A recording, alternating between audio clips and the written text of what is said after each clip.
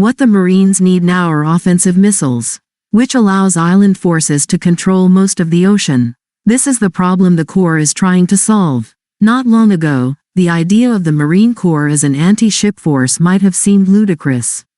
For more than a decade after the U.S. invasion of Afghanistan in 2001, Marines trained and organized for land-based infantry warfare.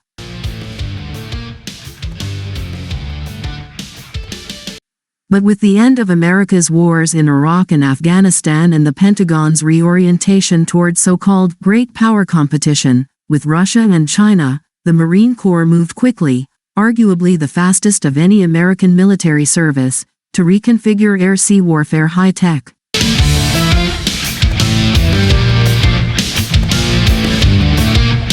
Under the leadership of Marine Commander General David Berger, the Corps ditched much of its heavier ground equipment, reduced its light infantry forces and created new units, equipped with new equipment, for island warfare. Berger's decision to eliminate all of the Corps' approximately 400 M1 tanks was indicative of that change. The Corps is reducing weapons, infantry, and attack helicopters to save money and manpower for maritime surveillance forces. Drone operator, missile battery. If the M1 represents what the Marines left behind, the Nemesis may represent what they got in return. The system features a light, remote-controlled truck chassis carrying dual launchers for naval attack missiles.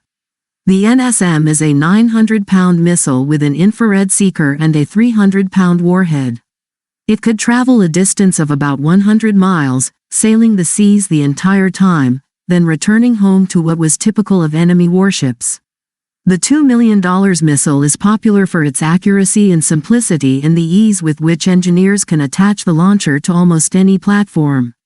A ship, truck. U.S. Navy added NSM launchers to Pacific-based littoral combat ships to give those lightly armed ships a fighting chance in naval combat. The Marines equipped their new coastal regiments with NSM, starting with the regiment in Japan.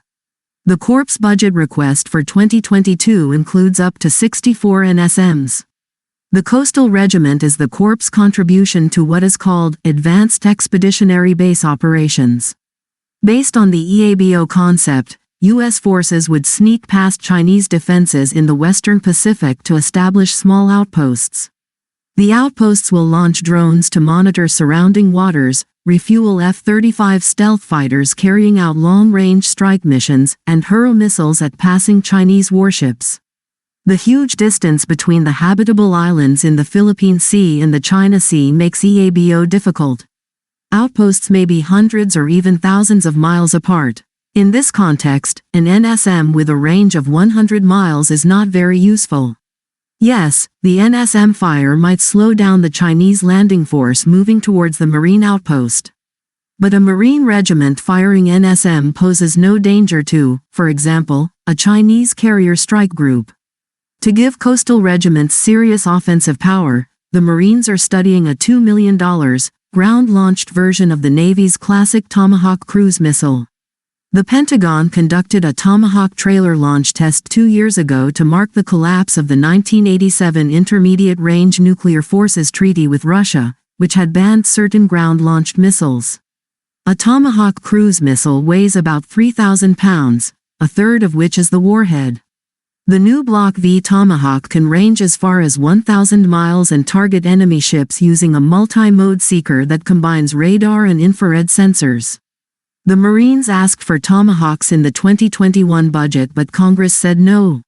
The Corps added 48 Tomahawks to its list of unfunded requirements for 2022. It is unclear whether lawmakers will include the missiles in the budget. If not, this may be due to the U.S. Army is busy acquiring its own anti-ship missiles, and the Army's experience may inform acquisitions by the U.S. Marines. Rather than choosing between several missile options for its Pacific forces, the Army last year spent $340 million to integrate 2 separate types of missiles into truck launchers. One of them is the Block V Tomahawk, which is of interest to the Marines. The other is the Navy's SM-6, an air defense missile with significant surface attack capabilities.